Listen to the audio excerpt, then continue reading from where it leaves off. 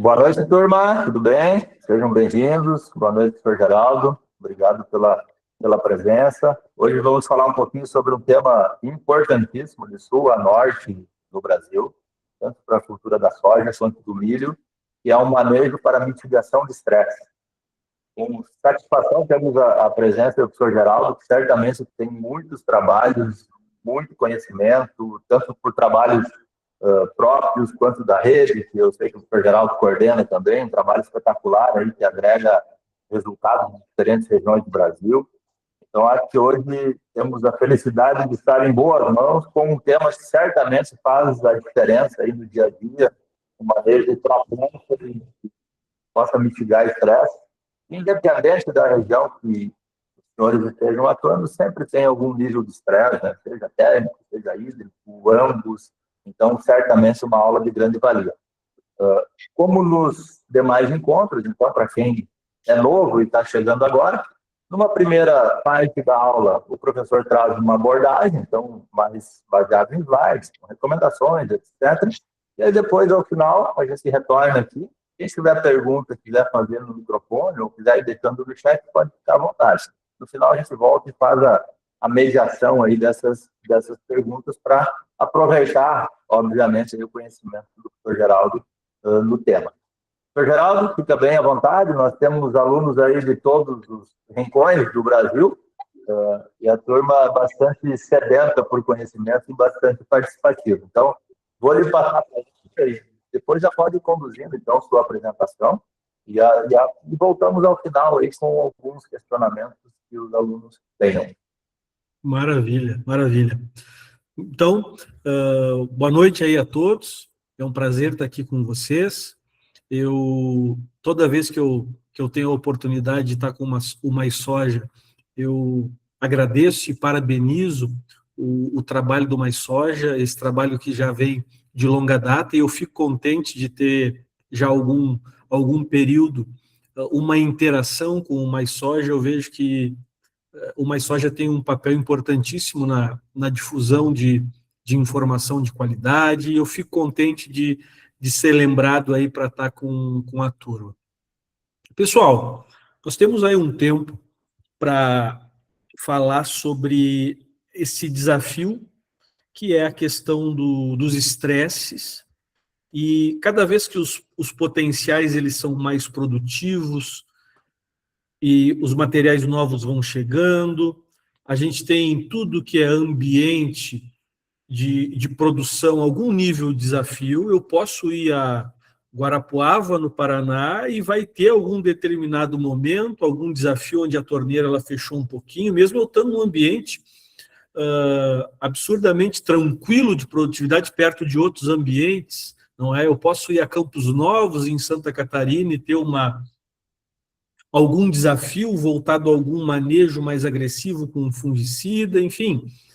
O importante dessa conversa que a gente vai ter aqui é dosar dentro das realidades que cada um de vocês tem, para a gente ver o que faz sentido, aonde que a gente precisa olhar com mais detalhe, conseguir avançar.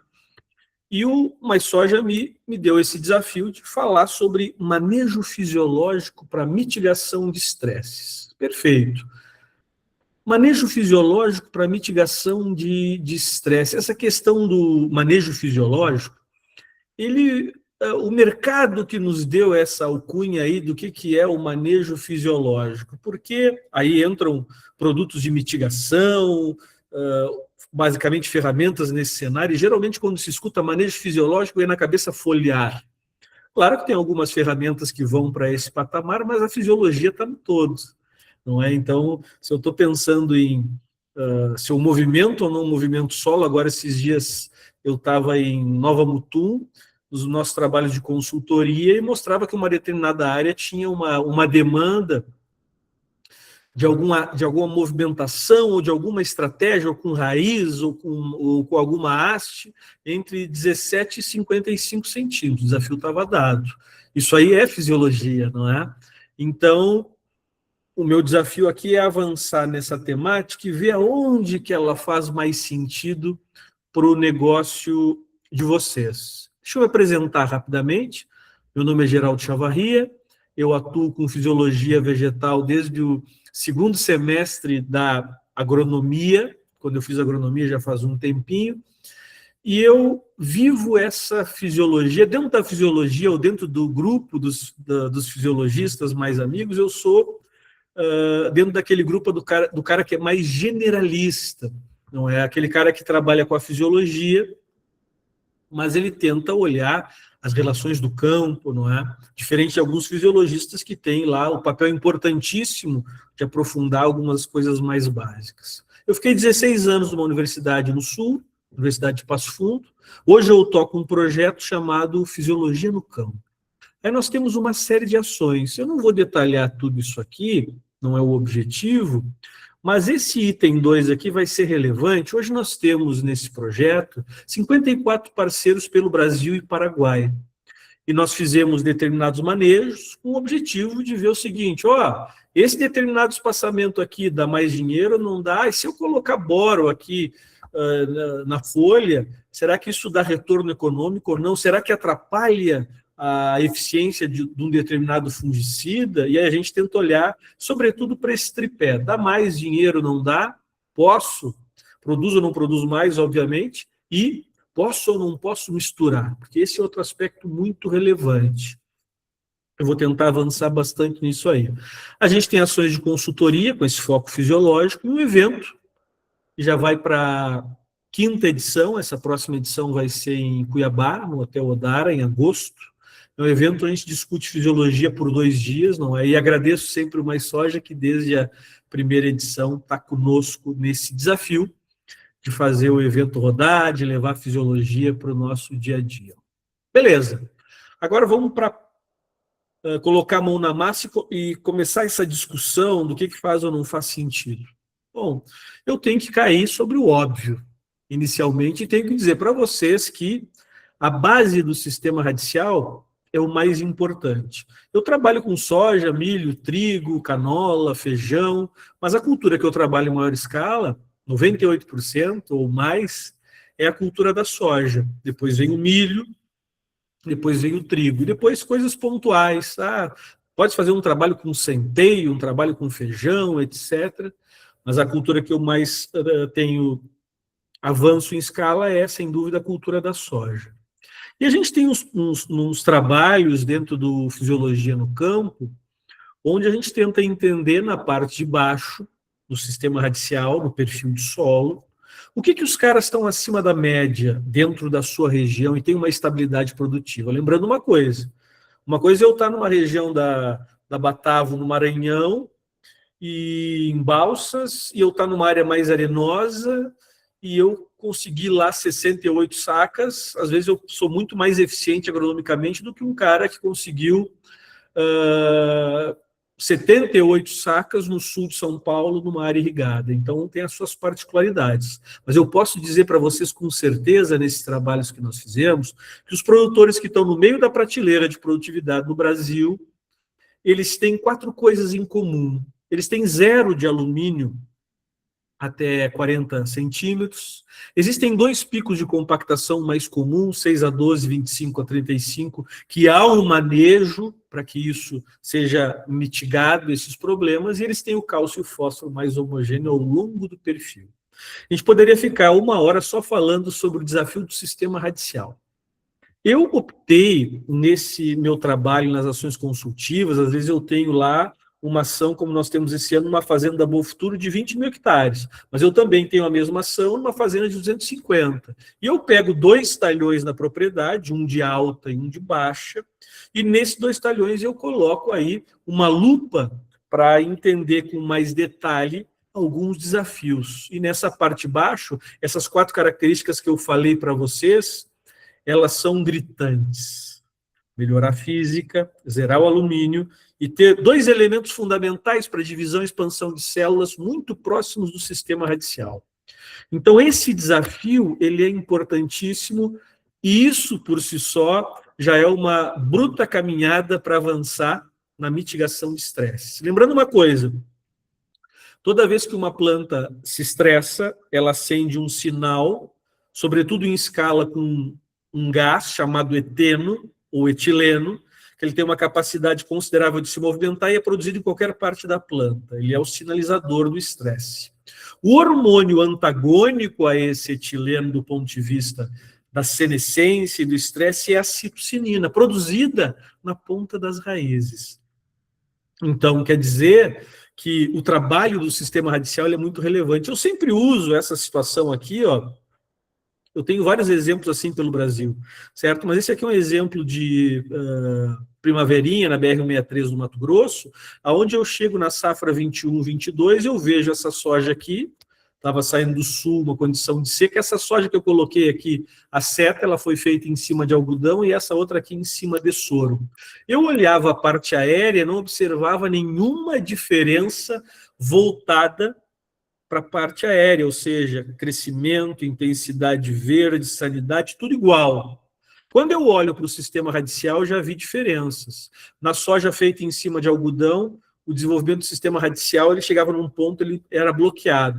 Em cima de sorgo, ela conseguiu se desenvolver mais. Não rachou de crescer essas raízes, até porque foi um ano absurdamente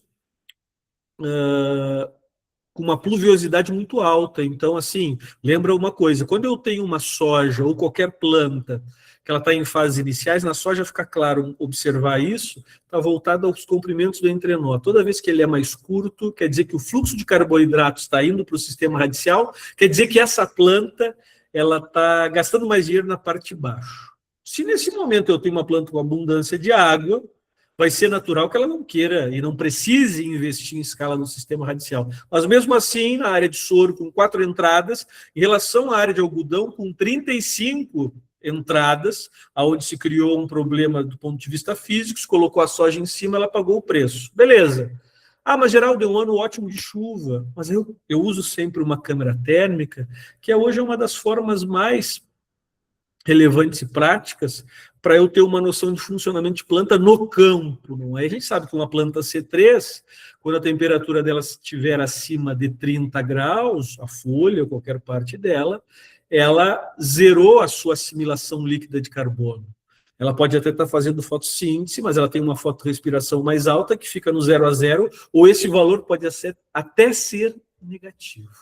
Então, observe que na área em cima de algodão, em alguns pontos, a temperatura passava de 30, enquanto na área em cima de sorgo, ela estava na faixa de 28,5. Nesse mesmo ano, 21, 22, nós alcançamos um resultado muito relevante para a soja, que é o seguinte: se tu entrar numa soja com flor,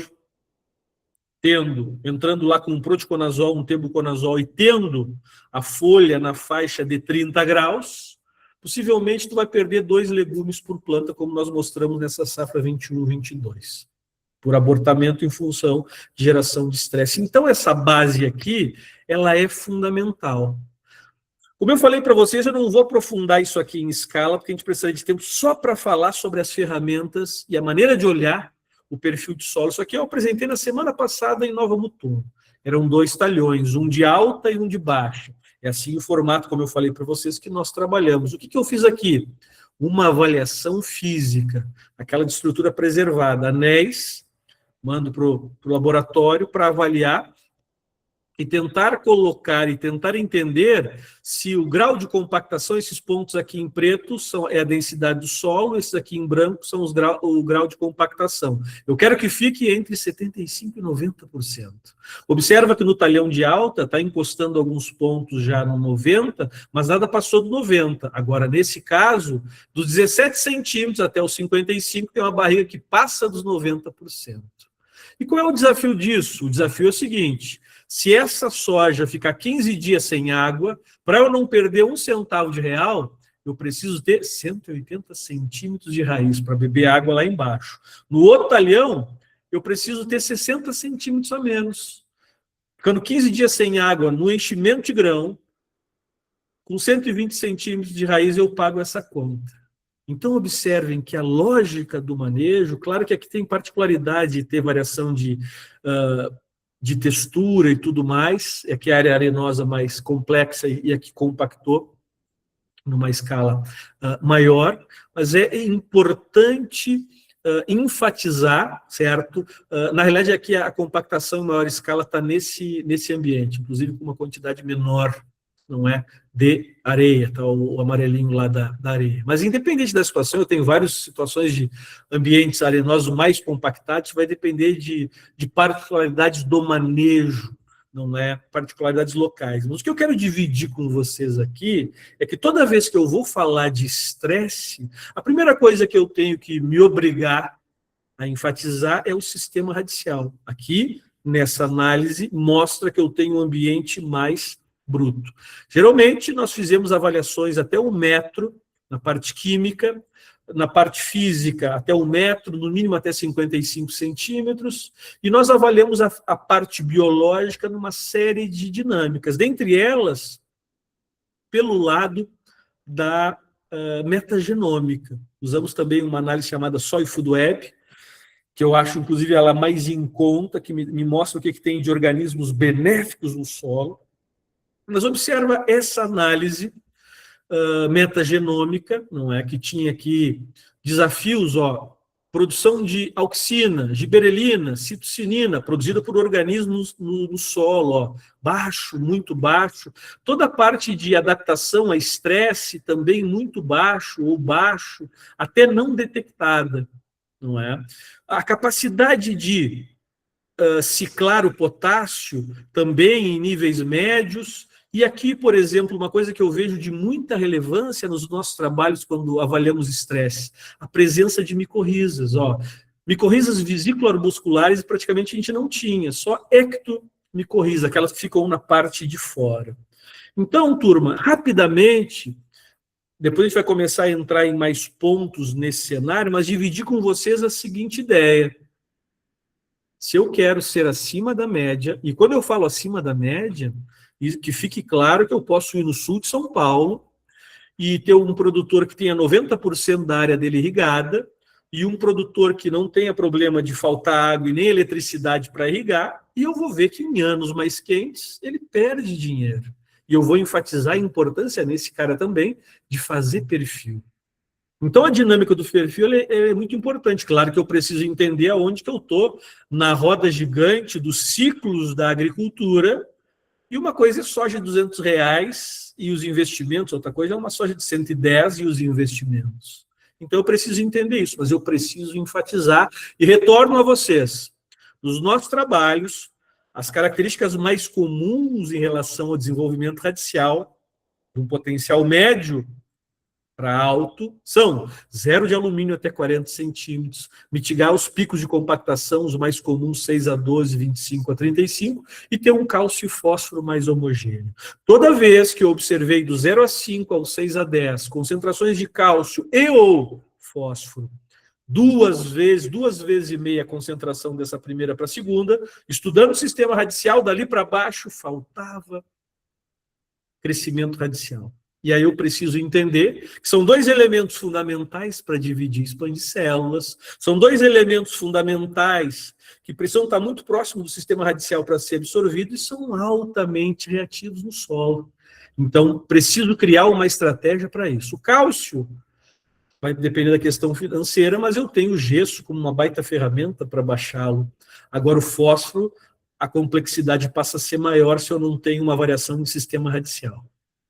Então, a primeira coisa importante é criar essa estratégia do perfil. Só que, às vezes, eu visito em alguns ambientes de produção, São Paulo, por exemplo, produtores que arrendam área de usinas de cana e eles têm que trabalhar em cima do que é dado. Então, ele não vai fazer perfil, ele vai lidar com o que ele tem. E nós temos vários exemplos interessantes de ferramentas voltadas ao estímulo, certo? Os 2 momentos mais interessantes para estimular uma planta de soja, certo? A relação do TS também vai ser verdadeira para o milho, não é? Então, assim, soja, TS e flor.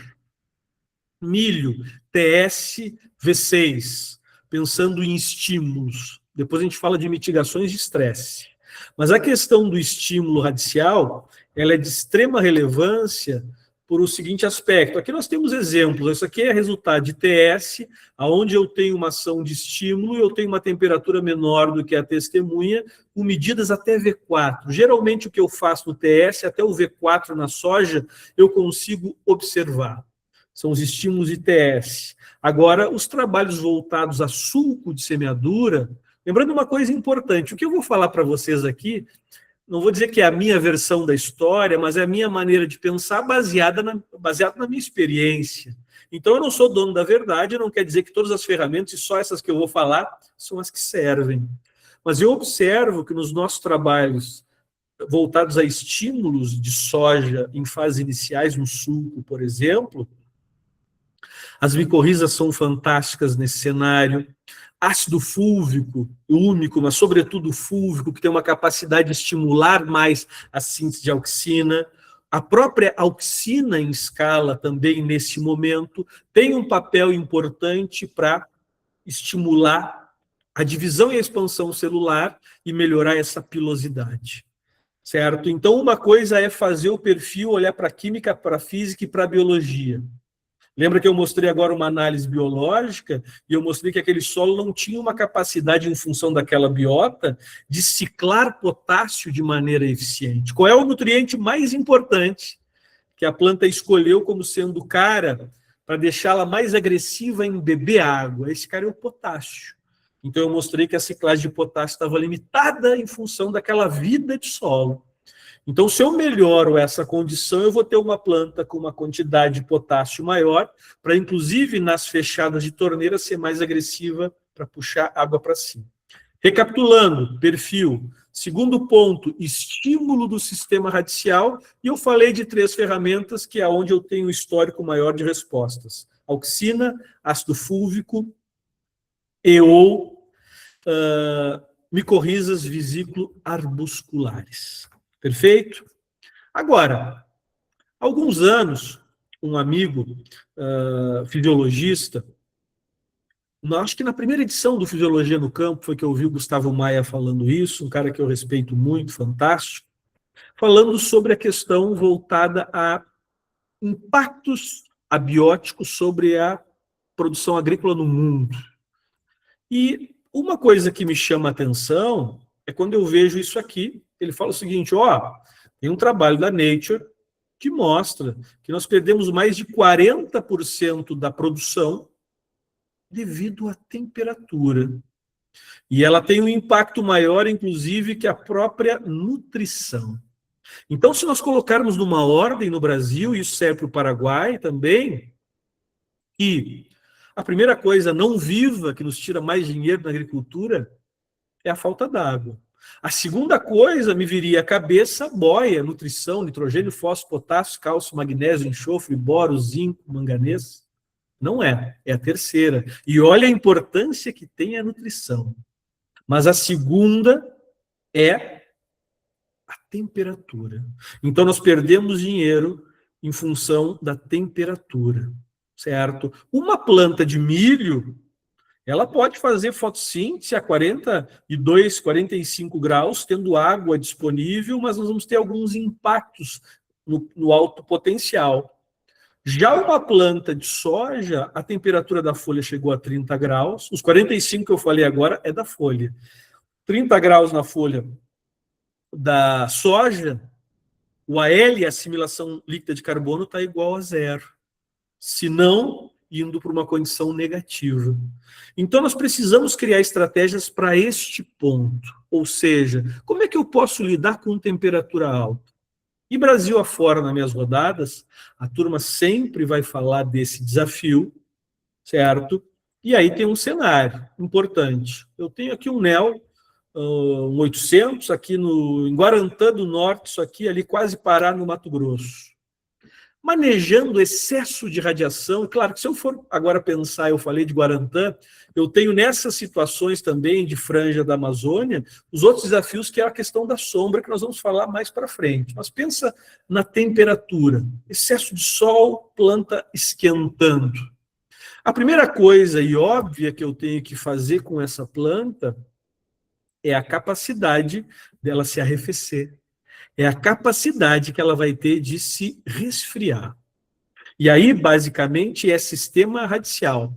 Lembra lá, cálcio, fósforo, alumínio, física, aquele basicão, que não é só isso, mas é o mais importante que eu vejo Brasil afora. Eu preciso ter profundidade de sistema radicial para que essa planta beba água, assim como uma pilosidade, aí o estímulo é relevante.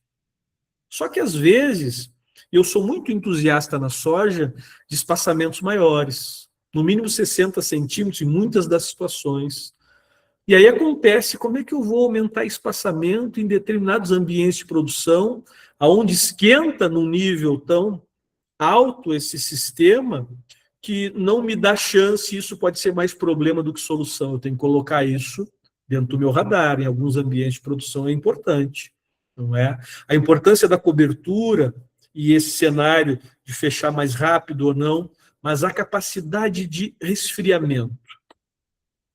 A outra linha, não é? Vamos botar no segundo tema a questão do bloqueio da radiação.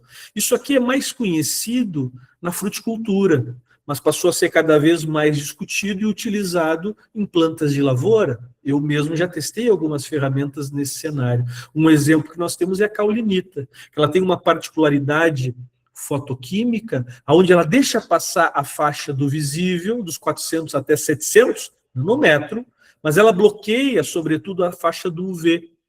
Então, é uma ferramenta, mas eu preciso fazer várias entradas, choveu, lavou, então eu preciso entender, mas eu estou dividindo com vocês aqui os caminhos.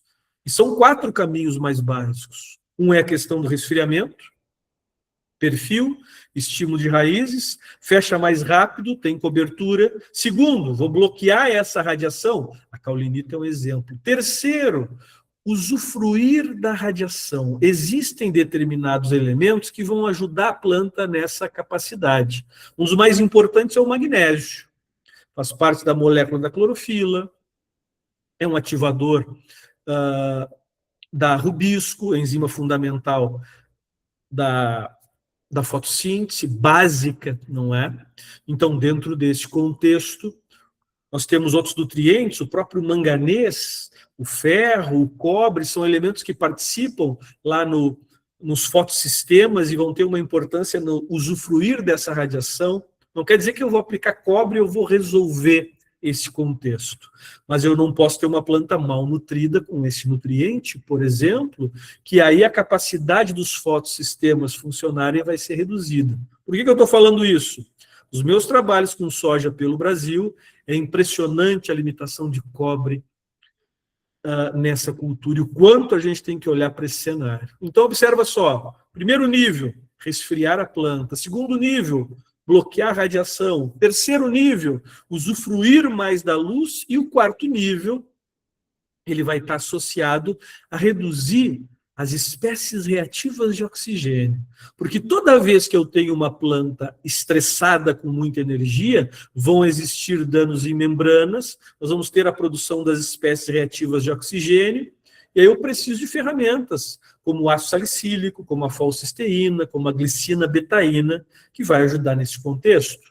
Lembrando uma coisa, cada um de vocês que está assistindo está em algum ambiente de produção e tem desafios em maior ou menor escala. E aí eu preciso entender do que eu vou lançar a mão, do que vai efetivamente valer a pena nesse cenário, certo? Só lembrando um detalhe importante, vou dividir uma informação aqui permitida pelos amigos da Equalizagro. Eu sou muito entusiasta do magnésio, não é? E um número razoável de magnésio em soja e milho fica na faixa aí de 500 gramas. E eu preciso fazer várias entradas. Mas observa só, se tu fizer um sulfato, um sulfatão simplão, sem nenhuma tecnologia, que tu pode usar, mas tem que separar, a cada 10 fungicidas, 7 vai dar pau. Então, olha a importância de entender a questão das misturas. Não adianta eu pegar e te mostrar um resultado aqui de magnésio, que é uma baita de uma ferramenta, virar as costas e ir embora, e te deixar aplicando e misturando com tudo e vai dizer que vai funcionar. Então é importante entender esse cenário. E aqui já vamos colocar um alerta para a situação inversa. Nós estamos falando de excesso de radiação, mas eu também tenho altas respostas muito interessantes, voltadas a o manejo com magnésio em condições de sombra. Se tem sombra, tem muita chuva. Se tem muita chuva, tem muita pressão de doença. Se tem muita pressão de doença, o fungicida vai ser ainda mais importante. Aí eu vou colocar um sulfatão simples, reduzir a eficiência do teu fungicida e vou te criar mais problema do que solução. O MAP purificado, já que apareceu aqui, é importante enfatizar que é outra ferramenta muito utilizada nas mitigações de estresse de maneira geral, porque o fósforo ele é relevante do ponto de vista de ATP, energia, o fósforo é relevante do ponto de vista de estimular a informação genética, RNA e DNA, mas eu também não posso reduzir a eficiência fungicida. Então, esse é um ponto importante. Observem que até o momento, nessa construção da percepção de como nós vamos mitigar o estresse, eu falei para você sobre criar um desenvolvimento do sistema radicial, que esse é a chave. O hormônio mais importante, o hormônio da juventude, é produzido lá embaixo. Segundo ponto, as relações de estímulo, e falei de algumas ferramentas, como a auxina, como ácido fúlvico, como micorrizas, que a gente tem respostas muito interessantes nesses níveis de estresse. Chegamos no cenário da temperatura. Aí eu preciso entender que eu posso ajudar essa planta resfriando ela, bloqueando a radiação, usufruindo mais da luz e ajudando essa planta nas situações de estresse. Só que na prática, tu sabe muito bem que as coisas elas não acontecem de maneira isolada. Está quente, mas tu está entrando com herbicida, ou às vezes está frio e está entrando com herbicida, ou às vezes estava com a torneira fechada, tu não conseguiu fazer aquele herbicida, e quando vê, tu já está fazendo o herbicida e o fungicida junto, que a coisa está embolada. Eu, nos últimos 6 anos, desenvolvi uma metodologia onde eu utilizo isso como ferramenta para fazer um mapa. Eu tirei essa ideia da cultura do algodão, que se fala muito sobre... Eu não entendo nada de algodão, certo? Acho muito interessante a cultura. Se eu estou rodando pela Bahia, pelo Mato Grosso, vou tirar umas fotos lá nos rolinhos, nas plantas e tudo mais, mas eu escuto há muitos anos sobre essa questão de posição de estruturas e trouxe essa lógica para a cultura da soja. Aqui eu tenho uma Dagma 8321, um talhão lá de uma ação consultiva minha em Rondonópolis, deu 51 sacas. Aqui um TMG 2379, deu 70 sacas. Perfeito.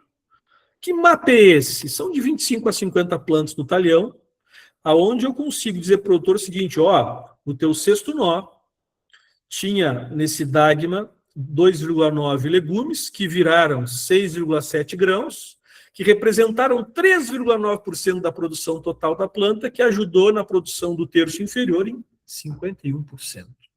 E aí eu consigo entender e começar a perceber aonde que vale a pena mais estimular essa planta. Observa que aqui, ó, entre o terceiro e o quarto nó, ó, olha a carga de produção e o quão relevante é estimular, o quanto sai dinheiro. 26%, 23% da produção está saindo de 2 nós. Observa como eu preciso dar esse espaço, estimular essa planta. Isso seria outro tema, avançar mais na arquitetura de plantas. Mas o nosso foco é o estresse. E o que me chama Brasil afora? Que sempre existem nós, sempre existem determinados nós, aonde a produção ela cai abruptamente, quando não zera.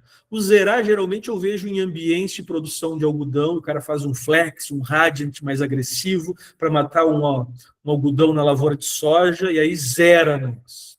Situações como essas reduções aqui são entradas de glifosato e esse nível de efeito. E eu consigo mostrar onde que está. E quando eu falo sobre isso, o gerente do grupo está lá e fala, cara, foi exatamente aí onde nós fizemos uma entrada com herbicida. Então, lembrando, essa área aqui de Rondonópolis, por volta de V5, ela já tinha, nesse ano desse trabalho aqui, ela já tinha mais de 500 milímetros acumulado. Então, uma coisa que é importante enfatizar é que os estresses na cultura da soja, em relação a herbicidas, tanto em ano quente, quanto em ano de temperatura mais amena, quanto com pouca água, quanto com muita água, eu sempre observo. Os efeitos de alguma pegada de triazol dali para frente sobretudo nos anos mais quentes, com mais fechado de torneira, ou se no momento daquelas entradas, sobretudo as duas primeiras, eu tive alguma condição mais agressiva do ambiente, certo? Mas aí se tu me fala assim, cara, eu estou com dinheiro mais curto nos meus investimentos, eu preciso mitigar estresse. Tanto na soja quanto no milho, eu vou te falar que as caneladas dos herbicidas, elas são as mais agressivas. E ali é onde eu vou utilizar de uma ferramenta para ajudar essa planta. E é importante entender desse cenário. Aqui eu vou dividir um resultado desse meu projeto chamado Melhor Manejo. Esse projeto, o Melhor Manejo, nós temos uma série de parceiros pelo Brasil.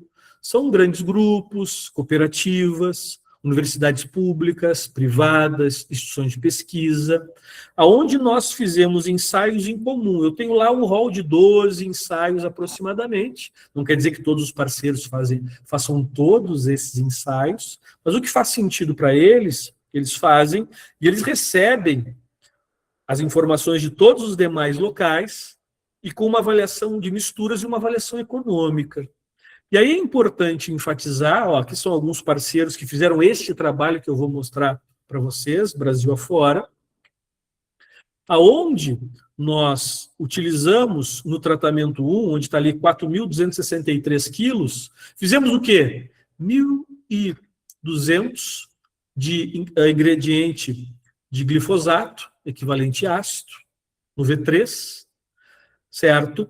Na realidade, nessa ação, no primeiro tratamento aqui, nós fizemos capina, os 4.263, então quer dizer, os 4.263 aqui, quilos por hectare, na média de 18 locais, é como se nós fizéssemos esse trabalho por 18 anos. Nós observamos, então, que a capina, não é a testemunha, então, foi tirar do braço essas daninhas. Aí sim, no tratamento 2, utilizamos lá o glifosato, e nessa condição, observa que a letrinha está B, e nós reduzimos a produção. E nas outras, nós temos ali algum manejo associado. Ou eu coloquei uma falcisteína, ou eu coloquei um grupo de minerais, manganês, cobre, zinco, ou eu coloquei um extrato de águas, eu coloquei alguma ferramenta associada. E devolvi esse recurso.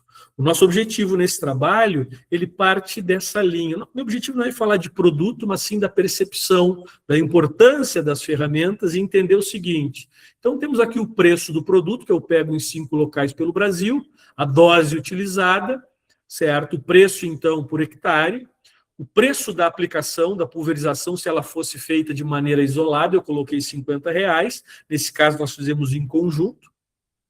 Entraria R$50 a mais, não se gastou isso, certo? Mas é importante, eu coloco aqui, porque em muitas das situações, o produtor faz a aplicação isolada, ele já tem a informação do valor, certo? O custo total, o valor da saca R$120, o que isso virou?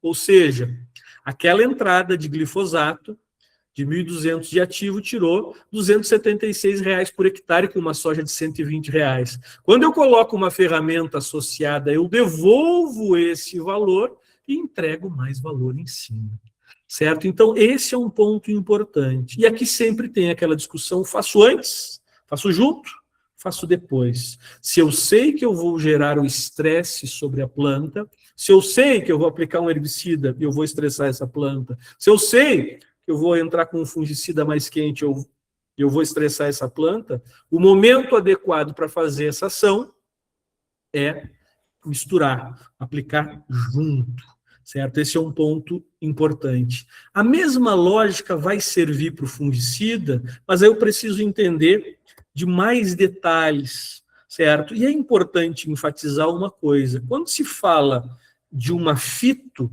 a primeira coisa que se vem à cabeça, não é, naturalmente, é de uma folha que tem lá um dano. Queimou a folha, professor, entrei aqui com um triazol quente aqui.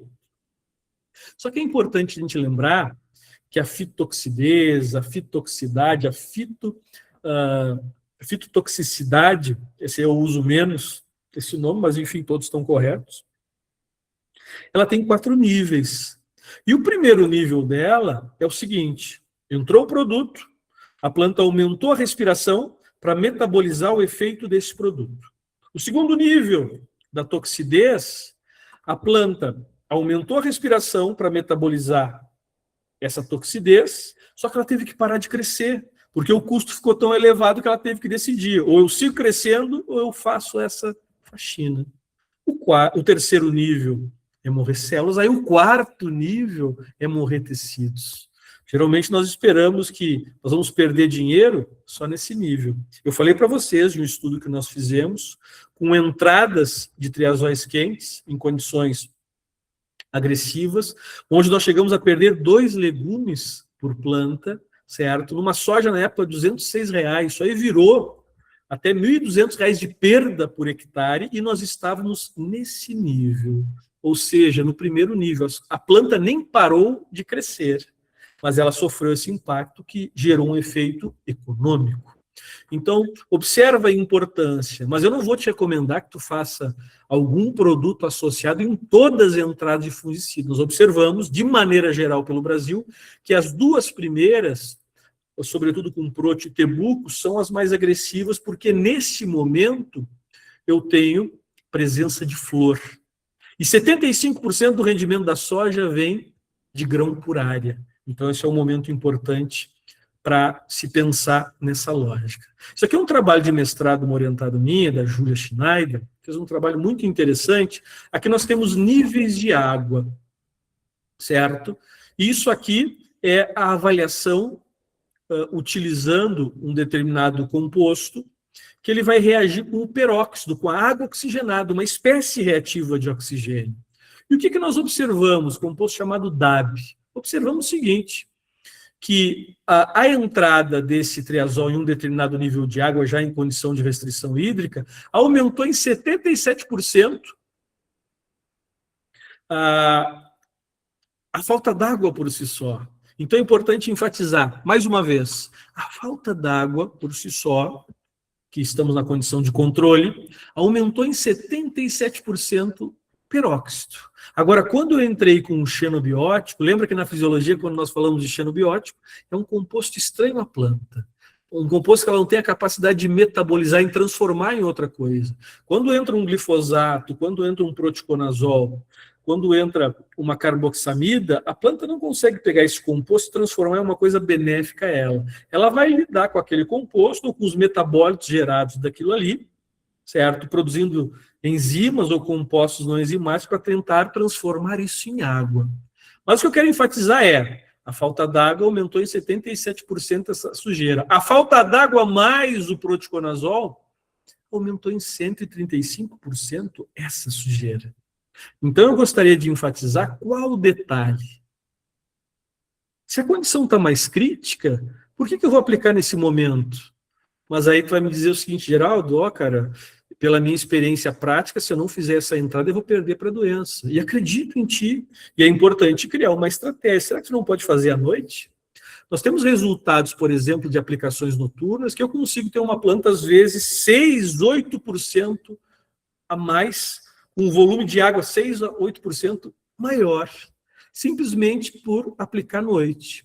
Então, nesse contexto, eu consigo acessar uma planta que vai ser menos judiada. Será que eu consigo usar alguma ferramenta para que a entrada do produto ela seja um pouco mais lenta? Não vou usar aquele óleo mais agressivo? Será que eu posso usar associado uma ferramenta para mitigar esse estresse? Então, tudo isso é estratégia de manejo e eu não deixei de aplicar o fungicida com toda a sua importância. Nós perdemos muito mais para a doença. Só que hoje nós temos materiais cada vez mais sensíveis. Cada vez que entra um material mais produtivo nos nossos ambientes de produção, a gente percebe isso na prática. E lembra uma coisa, o desafio da planta é pegar essas espécies reativas de oxigênio e transformar em água. Para fazer isso, ela precisa de quê? De dinheiro, que vem da respiração. E ela vai precisar de compostos enzimáticos, não enzimáticos, para fazer essa faxina. Isso aqui é custo para a planta. E nosso objetivo é reduzir o custo dela. Um detalhe crucial, observe isso aqui, um exemplo. Um ano qualquer aí em Ipiranga do Norte, eu chegando numa primeira visita de consultoria, 26 de outubro, vejo aplicações sendo realizadas. e eu tiro uma foto do câmera térmica e vou lá no gerente só para mostrar a relevância disso. 14 para as 3 da tarde, a temperatura em todas essas folhas que estão mais arroxeadas está na faixa de 33 graus. É a temperatura mais baixa nesse ambiente. No sol estava chegando a 58.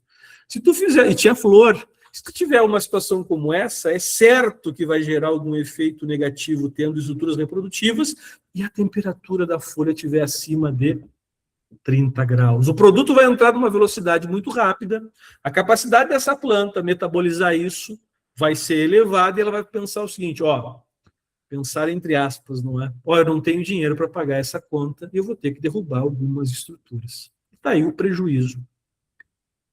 Então, observem só, aqui mais um resultado dos nossos trabalhos do projeto Melhor Manejo, agora com mitigação de estresse gerado por fungicida. Aqui nós forçamos a barra, certo? Como nós forçamos a barra, Geraldo? Nós fizemos produtos, fizemos 2 entradas de próteo na primeira, para forçar. Esse ano a gente está fazendo uma variação mais real. Alguns amigos consultores, Geraldo, vamos fazer alguma coisa mais real aqui, onde a primeira foi com próteo, depois outro produto menos agressivo na segunda, a primeira tinha lá uma entrada de mancozeb, e a gente está estudando isso também e essa situação.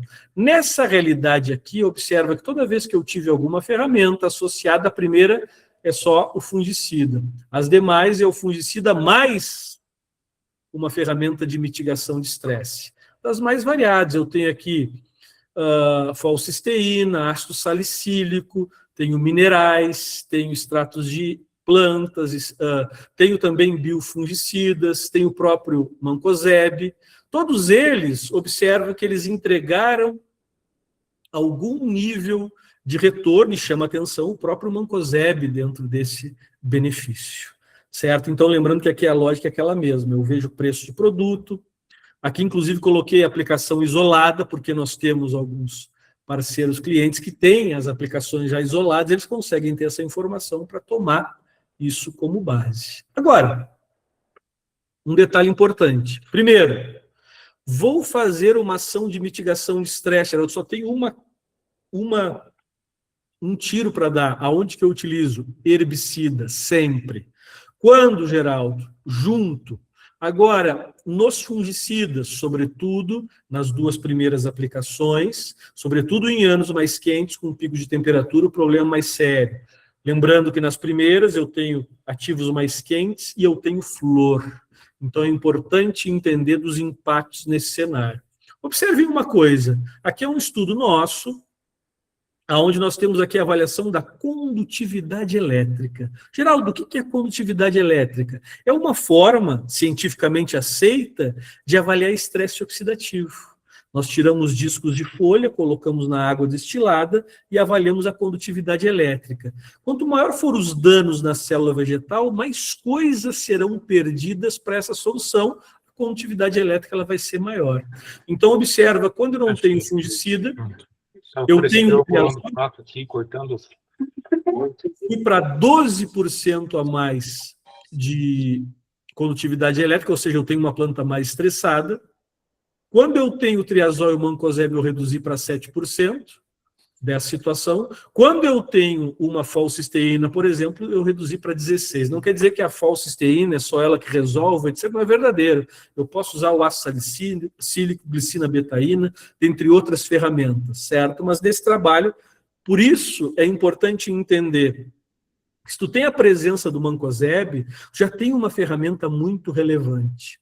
E eu discordo da percepção de que o mancozeb ele reage com o próteo, por isso que ele mitiga o estresse. Porque nós temos estudos de avaliação do mancozeb de maneira isolada, reduzindo o estresse oxidativo, e não tem o próteo envolvido, certo? Ou seja, a radiação gera danos na molécula do mancozeb, libera manganês e zinco, que ativa a capacidade antioxidante. Esse é o grande efeito do mancozeb.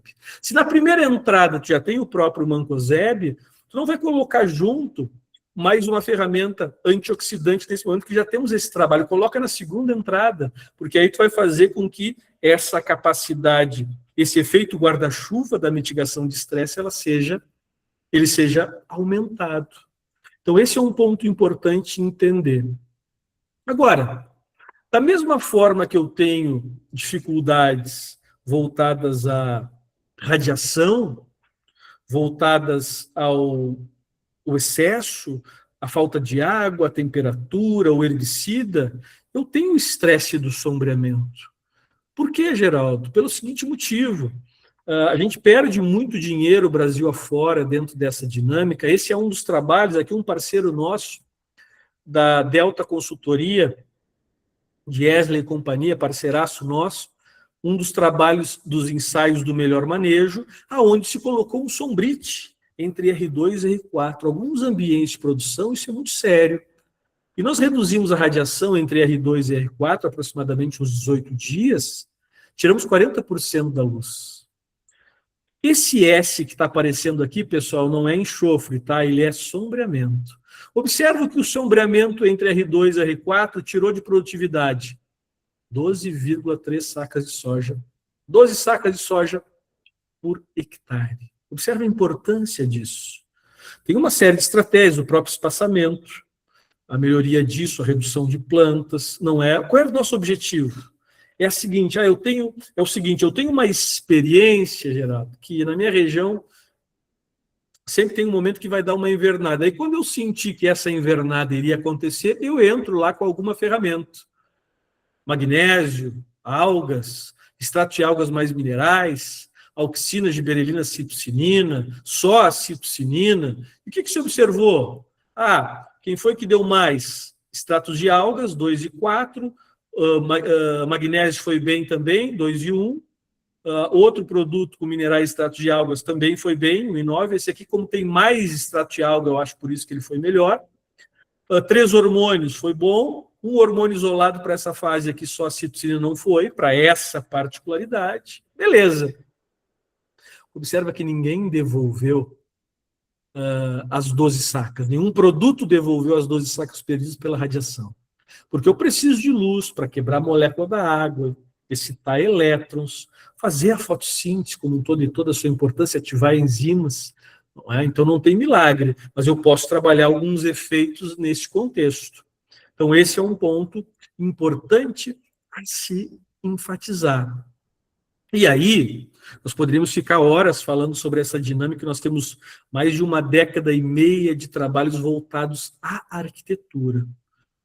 Eu desenvolvi uma metodologia de classificação da arquitetura em 3 grupos, certo? É importante tu entender isso, porque quando o teu problema no estresse, um deles é sombra, tu precisa entender que tipo de arquitetura essa tua soja tem para definir uma estratégia de manejo.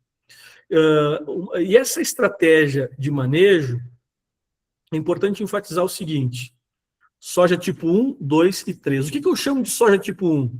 É uma soja que ramifica bem no terço inferior e ela tem haste principal firme.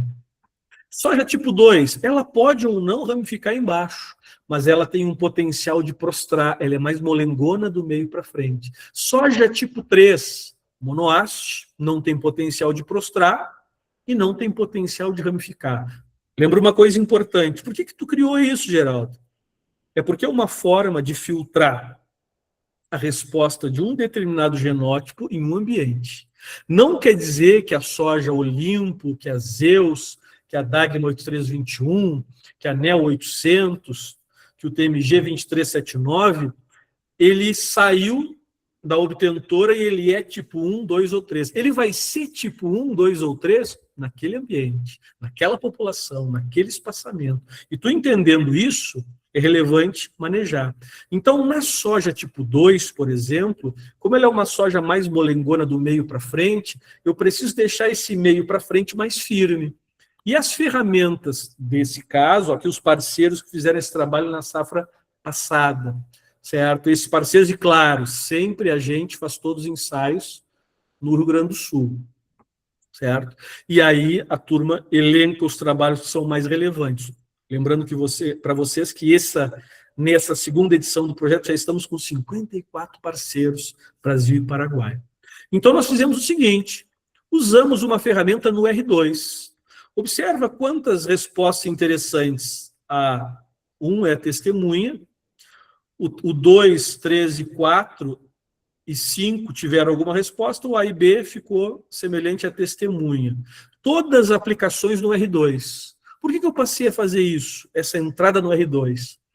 Essa entrada no R2 para uma planta que é mais molengona, essa planta ela precisa ser mais firme. Para ser mais firme, eu preciso reduzir os comprimentos dos entrenós. Como é que eu reduzo o comprimento do entrenó numa fase como essa, Geraldo? Eu estimulo a planta a mandar mais fotoassimilados para as flores, para os frutos. Aí ela gasta mais dinheiro com essa estrutura e tem um entrenó mais curto. Observem, citocinina isolada, 3 hormônios, inibidor da mobilidade da auxina, extratos de algas.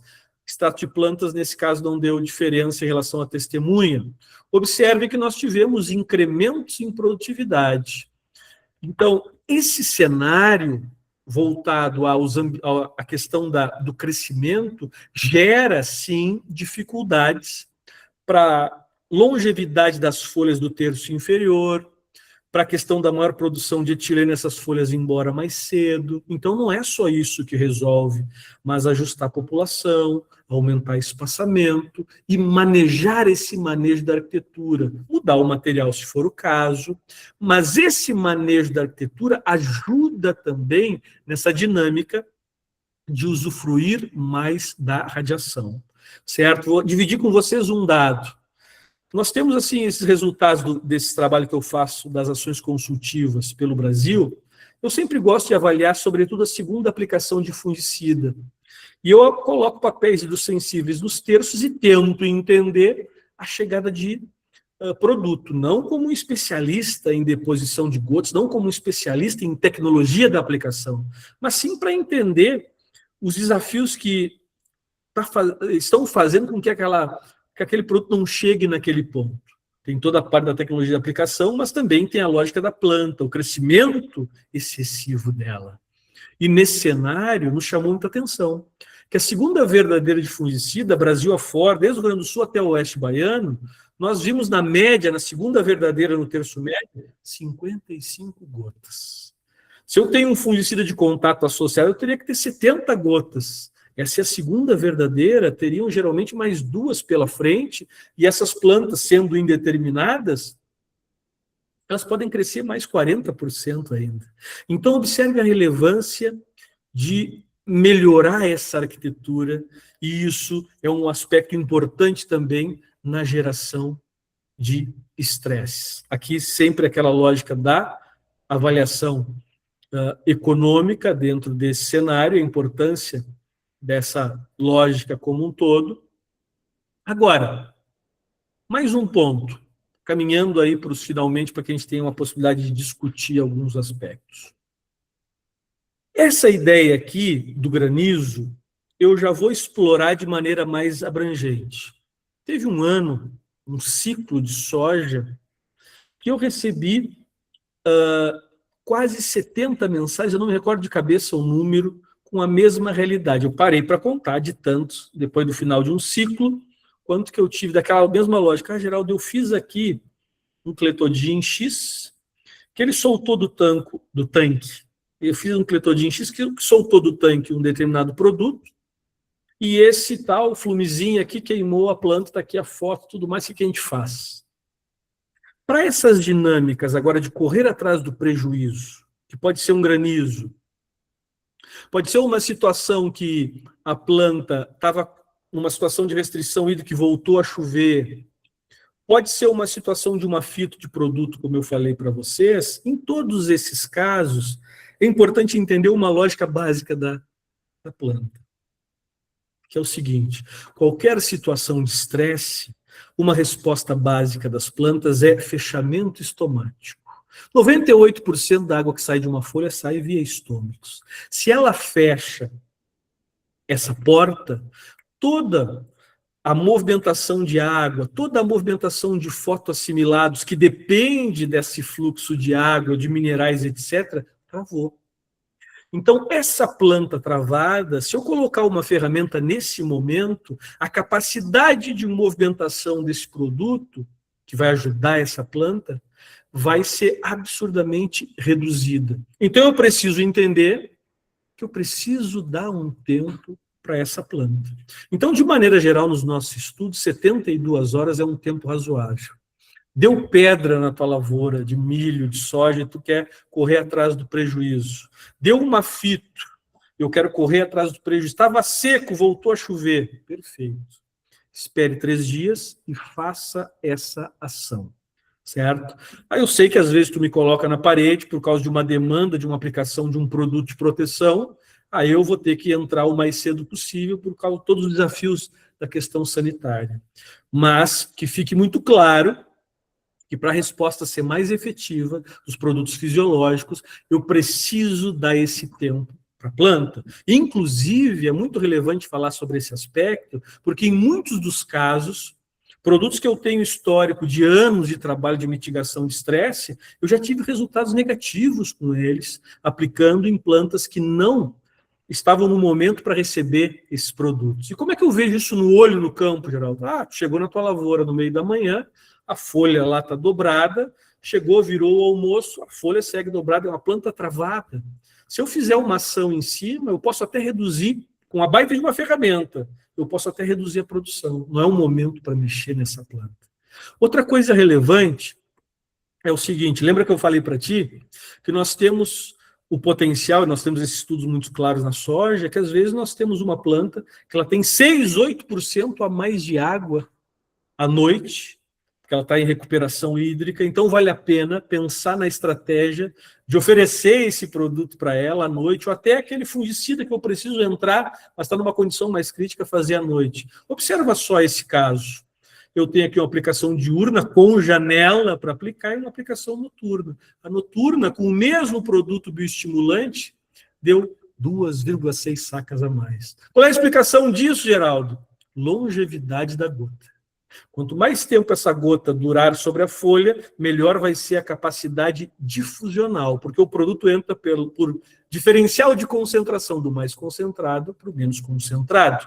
Então, entendamos que se eu oferecer essa condição razoável para ela, eu vou colocar mais produto dentro da planta. Eu uso essa lógica, mas eu tenho resultados negativos também. Imagina numa soja em V3, rua aberta, baixou o sol e tu aplica. É noturna? Tá de noite, mas eu preciso respeitar a inversão térmica. Então eu uso grosseiramente, Brasil afora, um número chamado, a lógica é chamada 4-2. 4 horas depois do pôr do sol e 2 horas de folha seca, certo?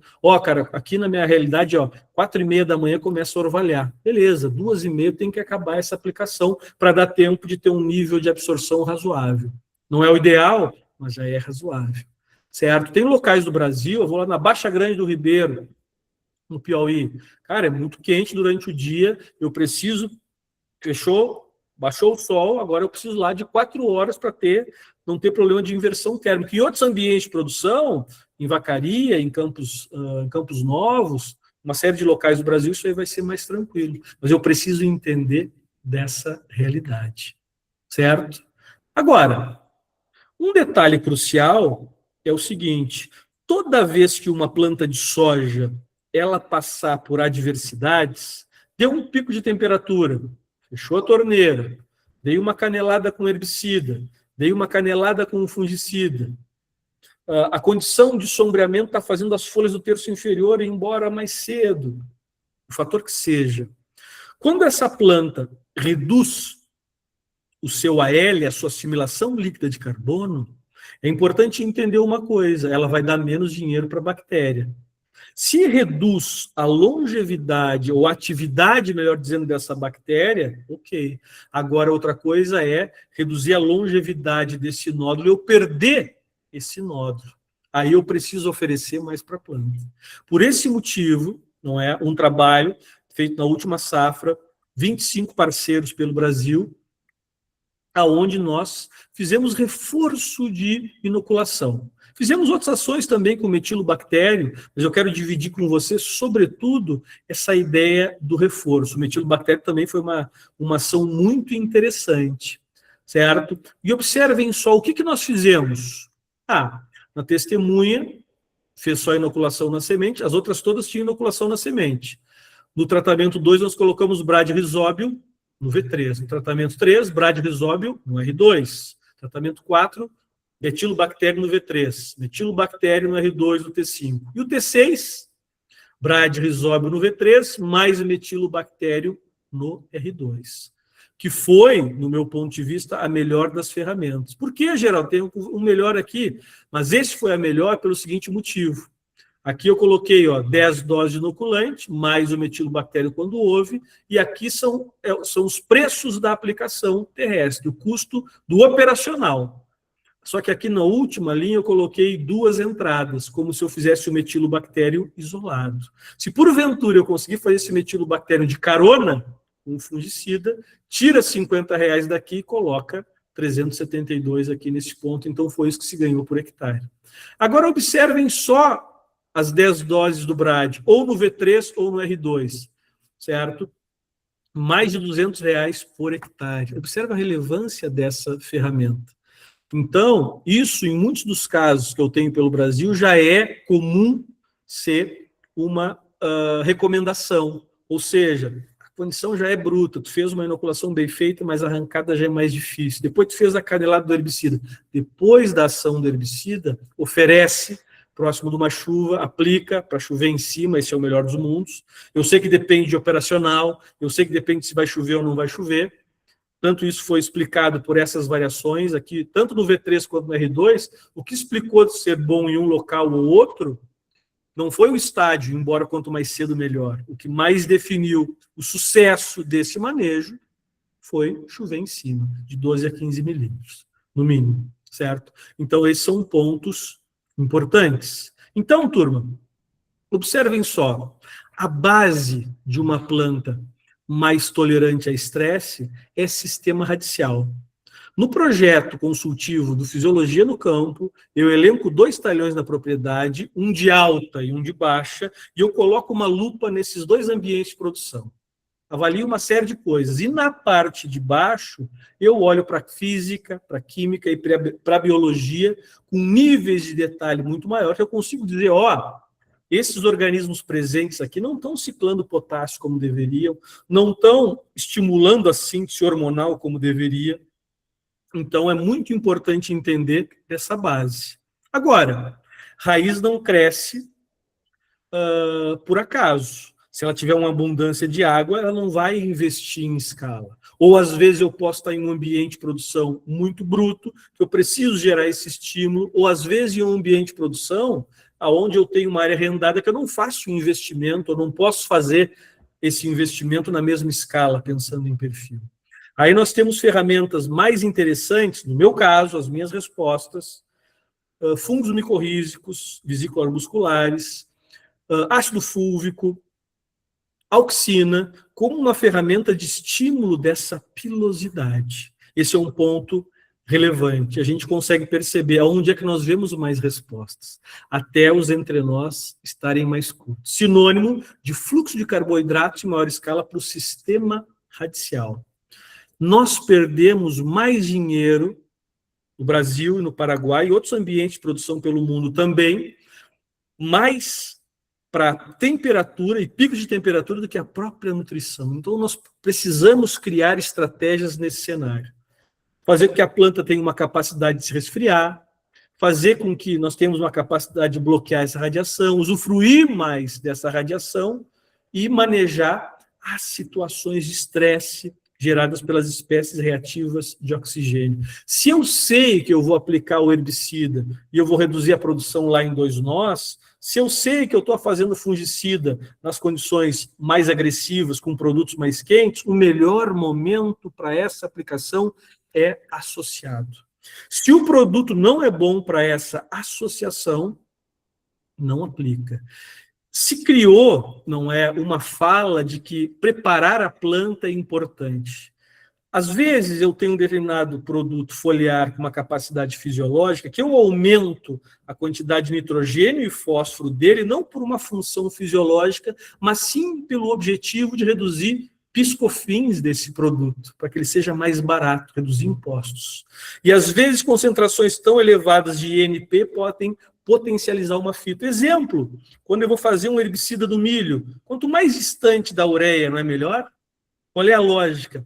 reduzir esse potencial de toxicidez. Então, eu preciso entender que determinados níveis elevados de INP podem gerar esses impactos. Então, às vezes, o cara tem um produto que ele sabe que é bom, mas, ao mesmo tempo, ele sabe que misturar dá ruim. Então, se cria essa percepção de que vamos preparar a planta, mas preparar para algumas situações são relevantes. Mas, nesse caso do herbicida, do fungicida, é junto, está muito claro para a gente essa lógica. E lembra uma coisa importante, quando o estresse ele se deu, tu precisa dar um tempo para a planta, certo? Tu precisa entender que deu pedra, voltou a chover, deu uma fito, no mínimo 72 horas para oferecer ferramentas para ela, porque a capacidade de movimentação dessas ferramentas bioestimulantes vão ser limitadas e a capacidade de resposta vai ser baixíssima. E lembra que uma coisa é muito relevante, colocar coisas na folha tem um lado bom. Eu coloco em um órgão da planta que tem uma taxa metabólica 4, 5 vezes maior que uma raiz. Então, é como se eu colocasse na veia. Qual é o lado ruim? A taxa de penetração é baixa. Então, eu preciso melhorar a taxa de penetração. Então, a aplicação noturna, ela tem, sim, esse potencial. Certo, pessoal? Espero que nesse curto espaço de tempo, essas informações elas tenham sido relevantes para vocês, ou como produtor, ou como estudante, ou como um técnico de alguma companhia, ou como técnico de alguma cooperativa, para tomar decisões no teu dia a dia. Mas, Soja, mais uma vez, muito obrigado pela oportunidade e eu fico à disposição, certo? Muito Professor, bem. Obrigado, professor. tem tempo para pergunta ou não? Tem. Só lembrando que para nós organizar depois, se tiver mais de um, vamos só levantar a mãozinha para nós ir organizando a fila, mas pode tocar a ficha, Gledson. Perfeito. Professor Geraldo, Gledson, obrigado aí pela aula, foi bom demais. Uma dúvida bem simples aí, mas bem recorrente. Quando a gente fala em estresse junto com herbicida, ainda é muito batido o herbicida, o glifosato junto com o manganês. Pensando no manganês puro, né? Hoje a gente sabe que existe alguma coisa manganês aí junto com aminoácidos, enfim. Você acredita que já é um passo para mitigar estresse ou uma coisa, outra é outra, e o ideal seria pensar em produtos diferentes ou algo nesse sentido? Boa, entendi, cara. Eu vejo o seguinte, Gledson. O manganês, ele é uma ferramenta, meio que se criou uma lenda que se eu faço glifosato, eu tenho que fazer o manganês. Uma coisa é a questão nutricional do manganês, a importância dele. E aí, nesse caso, Gledson, eu vejo o seguinte, a gente tem, e tu com a tua experiência em agricultura de precisão, cara, as calagens em superfície, o pH elevado, ambientes dentro da tua consultoria mais arenosos, aí naturalmente tu precisa do manganês. E aí tu colocou um quelato, o glifosato, que ele vai achar o nutriente, vai abraçar e vai indisponibilizar isso para a planta, tanto na rizosfera, se tu tiver um produto de qualidade razoável, não no tanque, mas pode ser na rizosfera ou até dentro da planta, e tu pode induzir essa deficiência. Certo? Aí eu preciso, nesse ambiente, obrigatoriamente usar o manganês. Já no caso de ser a ferramenta mitigadora, ela é relevante, só que é o seguinte, ó, eu tenho o estresse que está nessa ponta, e eu tenho o manejo que está aqui. Quando eu coloco o manganês, eu preciso ativar enzimas, produzir essas enzimas para chegar nesse estresse. Quando eu coloco uma ferramenta como uma falcisteína, um ácido salicílico, uma glicina betaína, eu tenho produtos que já naturalmente ele tem a capacidade de reduzir esse estresse. Então, o custo energético para a planta ele é menor. Aí, por isso, tem ferramentas que nos nossos estudos elas são mais valiosas para esse cenário. Perfeito, respondeu. Obrigado. Bem, João, pode ficar à vontade, João Paulo. Boa noite, professor. Teve numa tabela ali, estava escrito AIG, GA e alguma coisa assim. Deixa eu ver que eu tinha notado aqui. Deveria ser... Dos hormônios. AIG, GA e CKS. Acho que é aminoácidos, né? E não, isso aí é auxina, giberelina e citocinina. 3 hormônios. Nesse caso, são 3 hormônios sintéticos. Juntos, um produto só. Um produto só, exatamente. Você pode falar qual produto que é? Estimulate, Certo. uma E dose de outra, 0,5 litro por hectare naquele trabalho ali. certo. Outra pergunta, por exemplo, que área grande demais, como é que a gente vai fazer um brad rhizobium, por exemplo, via barra? Às vezes a gente faz aí com uma previsão de chuva e não chove. Qual Uhum. seria a perca? Boa, esse é uma coisa muito corriqueira e é difícil de eu explicar, modelar todos os desafios que nós temos, mas eu te digo o seguinte, ó, se tu percebe que aquela situação, aquele ambiente precisa, de maneira geral, a gente tem tido muitas respostas. Desses 24 locais que nós fizemos, 25 com o de Roraima, tiveram vários com nodulação muito boa, e mesmo assim a ação respondeu, certo? Só que acontece, às vezes eu faço a recomendação, o cara faz a ação e dá 3 dias sem chuva, e vem ela depois. O ideal era chover em cima. Nós temos, inclusive, em áreas grandes, respostas muito interessantes de avião, com 8 litros de volume de cauda, porque o volume de cauda não importa, eu preciso que chova em cima. Já testei até 200 litros de volume de cauda. Então, se tem área grande o potencial de fazer de avião, ele melhora. Na barra, a mesma coisa. Só lembrando o seguinte, nós tivemos respostas efetivas de até aplicou 3 dias sem chuva. Só que acontece, uma coisa é tu aplicar 3 dias sem chuva e ter uma soja em V3 com espaçamento 72. Outra coisa é eu aplicar, ficou 3 dias sem chuva, a tua soja ela está em V6 e ela tem um espaçamento de 45. Então o produto caiu ali em um determinado ponto, mas ele tem um nível de sombreamento que protege um pouco. Então por isso existem essas variações. Mas o mais comum que a gente tem visto são 3 dias. Então, em 3 dias, uma boa parte ainda é aproveitada. Sem Dá dúvida. resultado, no caso. Boa. Obrigado. Valeu, João. Bom, Daniel, fica à vontade. Bom, o professor foi muito claro falando sobre os estresses que podem ocorrer na lavoura de soja e, de acordo com eles, qual seria uma determinada solução. O que eu teria mais dúvida ainda, talvez, é que não foi muito comentado, talvez seria o uso de aminoácidos. Uhum. Como é que você indica o uso de aminoácidos na situação de estresse ou propriamente dentro da fisiologia da soja? Boa, excelente, cara. O que acontece? Eu preciso ter muito cuidado, às vezes, nas falas sobre aminoácidos, porque ele é muito amplo, não é? Eu posso tirar aminoácido de couro bovino, eu posso tirar aminoácido de peixe, de espinha de peixe, posso sintetizar alguns. Então, existe uma dinâmica muito grande da onde vem e qual é a qualidade dele. A outra coisa é o comprimento dessas cadeias e a capacidade de absorção. Aí tem os aminoácidos L, que tem esse potencial de absorção muito mais efetivo. Dentre os aminoácidos, existem alguns que eles têm particularidades melhores para algumas coisas ou para outras. Por exemplo, a gente pode enfatizar o ácido glutâmico. Ele é ou a glutamina, mesma coisa. Ele é um aminoácido, assim como a asparagina, o ácido aspartico, que ele é base para a síntese dos demais. E ele é uma ferramenta muito importante de reserva de nitrogênio, assim como a arginina. Então, existe um caminho para esse lado.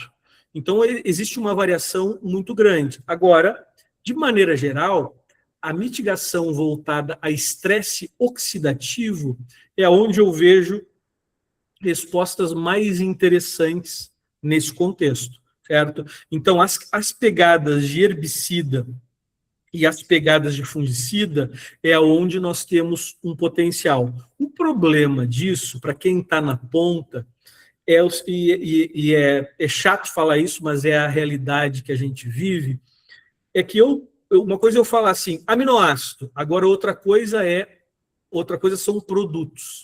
Então, dentre a gama que a gente tem de produtos no mercado, tem muita coisa boa e muita coisa um baixíssimo potencial. Porque eu posso pegar extrair um aminoácido com temperatura elevada. Aí eu vou produzir cadeias longas e não é uma forma. Não, eu tenho outro nível tecnológico que eu consigo extrair uma atividade enzimática e o potencial é diferente. Então, tem uma gama muito grande.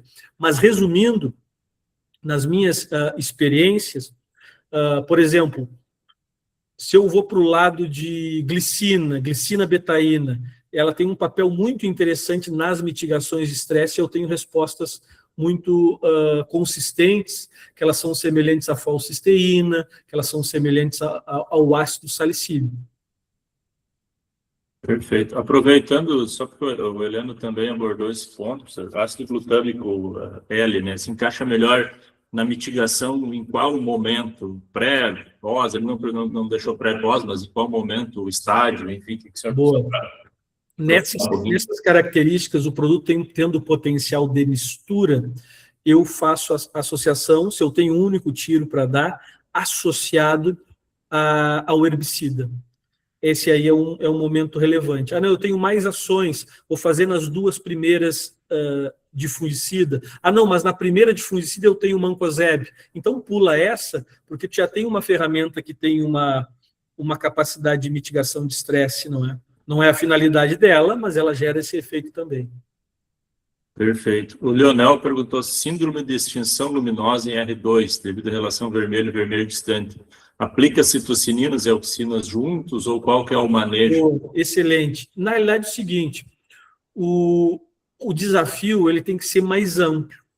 A gente precisa entender se tu tem uma planta crescedora, certo? O que é uma planta crescedora para mim? Ela passa no final do ciclo dela, do R5.1 para frente, já consegue entender qual é o jeitão dela.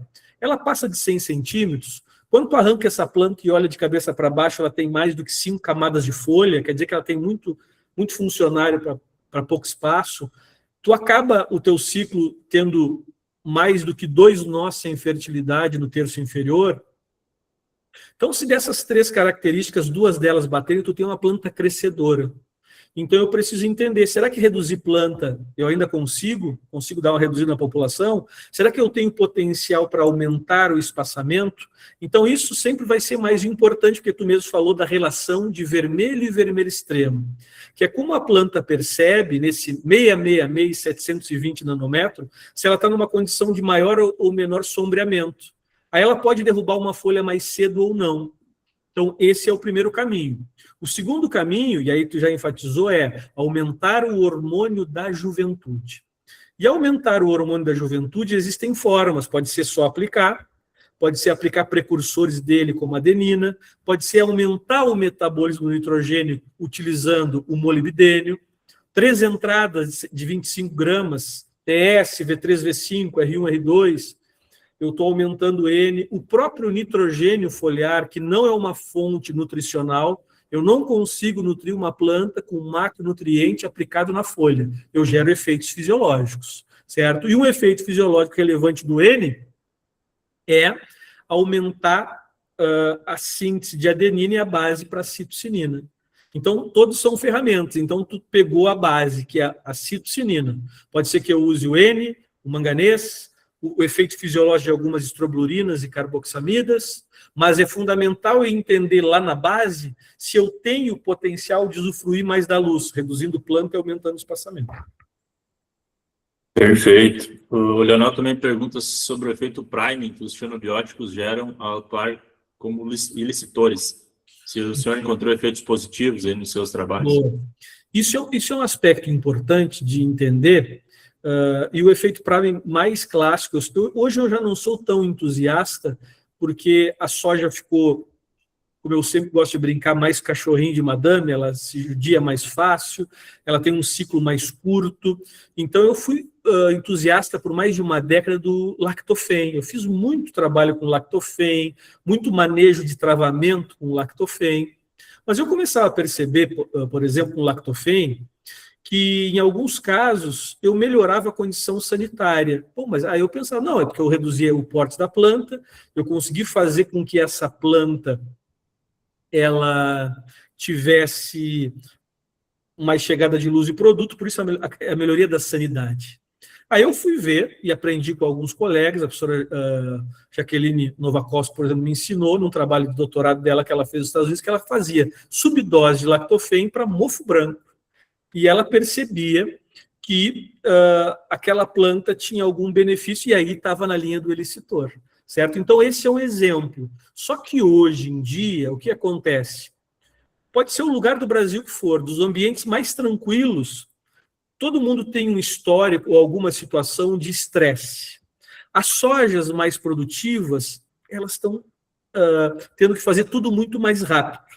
Somando esses dois aspectos, eu tenho mais histórico negativo dos xenobióticos do que algum nível de capacidade elicitora. Pensando em ferramentas elicitoras, o próprio ácido salicílico, hoje, para mim, ele é um dos campeões aí nesse cenário. Perfeito. Para nós concluir, o Renato, depois o Fernando, podem deixar as perguntas aí. Boa noite, professor. Eu sou o Renato, aqui de Tailândia, no estado do Pará. E na apresentação, o senhor mostrou ali um trabalho da Delta sobre sombreamento. Tá? Vou puxar um gancho. Ali tem sombreamento em R2, R4. Nossa realidade aqui é sombreamento em R1 até R3 e R4 até R5 é excesso de altas temperaturas. Sendo que você mostrou também que excesso de temperaturas prejudica mais que nutrição, produtividade, né? Como é que eu posso evitar hoje algumas perdas com ácidos salicílicos, ácidos abscísicos? Como eu consigo evitar a perda, sendo que eu tenho hoje um sombreamento de R1 a R2 e R2 a R3, temperaturas muitas vezes passando de 36, 40 graus, com umidade relativa a 40? Sim.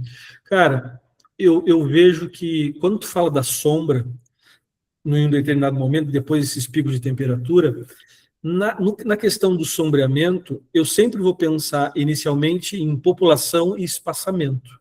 Só que eu preciso entender que na tua realidade, depois dali vira a chave, eu começo a ter temperaturas elevadas e eu preciso ter um ambiente onde, pensando no melhor dos mundos, eu teria espaçamento, mas plantas de cobertura para evitar esquentar tanto esse solo. Aí eu preciso entender em quais ambientes eu consigo chegar, que palhada de braquiária, se eu consigo fazer, não consigo fazer e tudo mais. Não, Geraldo, eu não consigo fazer. Bom, aí a questão do sombreamento por si só, tu vai trabalhar a dobradinha magnésio, e esse magnésio tu vai trabalhar 500 gramas ao longo do ciclo. Cuida da ferramenta, porque ela pode reduzir a eficiência de fungicida, em alguns casos pode aplicar isoladamente, e os 3 hormônios, auxina, citocinina e giberelina. Essa é a pegada mais comum que a gente tem de resposta, como naquele trabalho apareceu. Posso ir para a linha do extrato de alga, precursores? Também. Eles ficaram embolados. Ou extrato de alga, ou 3 hormônios sintéticos, e eu posso aí associar o magnésio. Quando eu vou para a questão de lá naqueles outros 25% do teu rendimento final, que eles são definidos por reduzir falha e fazer o grão pesar, tu está com uma temperatura elevada e o fluxo de água está prejudicado. Os 3 nutrientes mais importantes para enchimento de grão vão ser potássio, magnésio e boro. E aí tu precisa disponibilizar esses nutrientes para gerar esses estímulos, porque isso vai fazer com que essa capacidade seja um pouco melhorada, certo? Um pouco melhorada, porque se eu não tiver sistema radicial e a coluna d'água atrás, não tem milagre, mas ajuda. E é importante enfatizar, às vezes eu chego em áreas do Paraguai com 1 e 2 miligramas por decímetro cúbico de boro e recomendo boro igual. Como é que caretagem está recomendando boro, Geraldo? Eu recomendo porque o fluxo de água está prejudicado e mesmo que eu tenha no solo, não consigo na planta. Então, eu preciso fazer essa ação, aproximadamente 150 gramas. E aí, tu falou do ácido abscísico. Isso é muito interessante. O ácido abscísico é conhecidamente, desde o início dos anos 2000, como sendo muito importante na alocação de reservas. A gente sempre pensa nele só como estresse, mas ele é importante na alocação de reservas. Só que ele sempre foi muito caro. De um tempo para cá, começou-se a se produzir a partir de fermentações com biológicos o ácido abscísico, e nós já temos no mercado essa ferramenta para enchimento. Então, também tem lá o seu potencial para trabalhar na lógica do enchimento. O magnésio usa o sulfato ou cloreto? O cloreto ele tem uma vantagem, que é reduzir menos a eficiência dos fungicidas comparativamente com o magnésio. Eu vou para o cloreto. Show. Obrigado. Muito bem, fechamos então, turma. Sem mais perguntas, só agradecer ao professor Geraldo Chavarria, mais uma excelente apresentação. Ah, Renato, o Fernando, desculpa, você ia fazer a pergunta, Fernando? Só mais uma dúvida aqui. Vai lá. Professor, aqui, acabou baixando com a mãozinha aqui, achei que tinha desistido. eu tinha... Não, eu baixei aqui, vou brincar. Morei muitos anos aqui em Primaverinha, você comentou ali, somos aqui de Sinop, atendemos a região aqui norte do Mato Grosso, como consultoria, e a gente hoje tem balanço nutricional, a gente faz na consultoria, faz bastante diagnóstico em campo, né? Mas, assim, eu acho que a gente fala hoje, você falou em raiz, o primeiro ponto ali, fala muito, a raiz da soja consegue ir até profundidades, explorar esse perfil, né? A gente passar por um estresse, mas eu acho que às vezes falta algum diagnóstico que a gente não está fazendo, né? Faz uma coleta de folha, a gente começou a fazer as avaliações que você falou dos entrinó ali, para entender onde está, mas em relação ao solo, coleta de solo, hoje a gente faz um 0,20, 20,40, faz ali uma coleta de nematóides e tudo mais, mas a gente precisa, compactação a gente faz penetrômetro, avaliação do DRES, para poder entender, faz infiltração. Eu vi que você mostrou um dado da Labor Solo, né, que é aquela análise de densidade, eu acho que é uma análise um pouco mais cara, né, não dá para fazer em larga escala, mas qual que é o diagnóstico hoje que você adota na consultoria em relação à profundidade de solo ali, os parâmetros ali que você falou, cálcio e fósforo, né? Então eu preciso talvez de um 0 a 5, né? Quais são o alumínio até zerado ali, até 40, entender mais esses parâmetros que talvez a gente hoje está com a gente faz reinoculação, a gente faz hormônio, a gente tem um balanço nutricional na consultoria. Então a gente tem várias práticas hoje que a gente já percebe uma mitigação de estresse, já está com a produtividade elevada, mas eu sinto que essa exploração do perfil em raiz pode ser que está nos limitando, mas eu não estou conseguindo fazer um diagnóstico completo para poder falar sobre isso. Boa, Fernando. Cara, eu vejo o seguinte, eu também não posso pegar e falar para ti como consultor, pensando em escala diária, para inventar muita moda. O 0 a 20, o 20 a 40, tem lá o seu potencial, mas o que eu tenho sugerido para a turma, para os produtores, é o seguinte, até nessa semana agora que passou, eu estava rodando aí, como Guarantã, fizemos Sinop e também Nova Mutum, que o 0 a 5 e o 6 a 10, 21, 0 a 5, 6 a 10, 11 a 20, 21 a 40. Esse é o mínimo do ponto de vista químico que eu consigo ter eu tenho ido até 1 metro depois de 20 em 20, mas eu tento fazer isso em 2 locais na propriedade e ir girando. Então, por exemplo, como consultoria, assim, cara, segue com o teu diagnóstico, perfeito. Mas será que tu não poderia pegar todo ano 2 pontos na propriedade, onde um sobe a tua média e outro baixa, e tu colocasse uma lupa um pouco mais detalhada? Aí a minha sugestão do que é essa lupa um pouco mais detalhada. Quimicamente, 0,5, 6 a 10, 11 a 20, 21 a 40, eu vou de 20 em 20 até 1 metro. Na parte da análise física, o DRES é uma ferramenta interessante, eu sou muito entusiasta, mas eu acabei com esse viés da fisiologia para chegar no desafio e falar para o doutor, cara, se esse talhão fechar a torneira por 15 dias no enchimento de grão, para tu não perder um centavo de real, tem que ter tanto de raiz. E aí, chegando nesses números, eu consigo isso com anel com a estrutura preservada. Aí a físico-hídrica, aquela que eu mostrei ali. Tenho feito no mínimo até 55 centímetros. E do 0 a 10, eu te confesso que a Bioas da Embrapa, em toda o 63 que a gente tem feito nos últimos 6 anos, nos últimos 4 anos a Bioas, eu faço há 6 anos, nos últimos 4 anos com a Bioas, ela não tem me entregado em escala o que eu preciso. Aí eu fui para outra análise que ela é mais em conta do que uma metagenômica, que seria o ideal, que é a Soil Food Web, cadeia alimentar de solos. E essa análise, ela me mostra o que eu tenho de organismos benéficos no solo. E aí me chama a atenção, por exemplo, aí onde tu tá, eu vejo assim, bactérias benéficas sobrando. Aí quando eu vou para fungo benéfico, nematóide benéfico, está negativo, está no vermelho, não é? Negativo não pode ficar, mas está no vermelho. Então, aí eu consigo fazer esse mapa sem loucura de escala de trabalho e sem loucura de investimento. Aí todo ano eu vou girando dentro da propriedade esses pontos e ele vai me mostrando, cara, porque aqui eu estou conseguindo agora entender por que não está produzindo. Tem essa compactação do 17 ao 55, como eu vi nesse produtor em Nova Mutum. Então, aí que é a forma do Fisiologia no Campo fazer nesse trabalho consultivo. Aí tu tem que pesar se, do ponto de vista operacional e financeiro, vale a pena esse cenário, que eu vejo que não é uma loucura, que são só 2 pontos, mas aí tu está acima da média nessa entrega. Eu vejo que esse faz muito sentido. Não, perfeito. É um posicionamento muito... Eu fui descobrir depois que o Laborsol tinha toda essa gama de análise, né? Mas a gente já tinha feito o DRES, a infiltração e essa avaliação da compactação. Eu vejo que é um limitante muito grande também. E do ponto de vista químico, a gente tem percebido que tá ótimo, né? Tem muita coisa para mexer.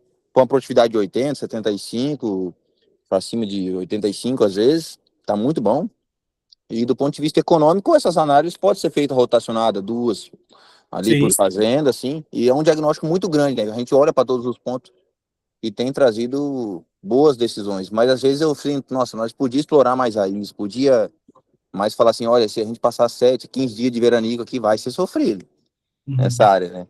Mas obrigado, professor. Obrigado. Valeu, cara. Um abraço. Valeu, turma. Professor, obrigado novamente pela apresentação. Muito bom o tema, os resultados, as reflexões. Aí eu estava observando antes de uma turma ali com os caderninhos, né? Quem estava com a turma aberta, com a câmera aberta, estava com o caderninho anotando. Então, é sinal que trouxe boas reflexões aí, e de cada treinamento vem novos posicionamentos e novas curiosidades também, né? Acho que isso é muito bacana. Obrigado a todo mundo aí que fez as perguntas, né? Sempre enriquece a aula. Ficamos à disposição, lembrando que essa aula, depois quem não assistiu, tem algum tempo aí para assistir depois gravado, então quem quiser rever, né, porque é bastante conteúdo, são vários temas, né, são vários pontos de entrada, de manejo, então, realmente, professor Geraldo, obrigado por mais uma oportunidade. Obrigado a todos os alunos e ficamos à disposição. Abraço, turma. Valeu, turma, obrigado aí. Valeu, pessoal, boa noite.